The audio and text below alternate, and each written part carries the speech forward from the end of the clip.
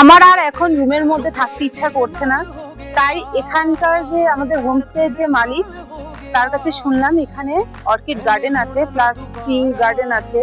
তো সেটা দেখার জন্য আমি কিন্তু রেডি হয়ে বেরিয়ে পড়েছি। সামনে আমাদের হোমস্টে, আর হোমস্টের ঠিক সামনের রাস্তাটা দিয়ে আমরা কিন্তু এখন চলে যাব অর্কিড গার্ডেন।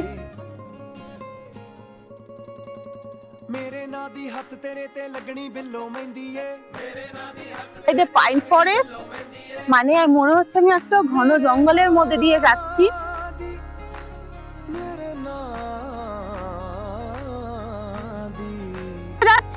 যাওয়া ওঠার সময় যে আমার কি অবস্থা হবে আমি কিন্তু ভাষায় বোঝাতে পারছি না, প্রচন্ড খারাপ।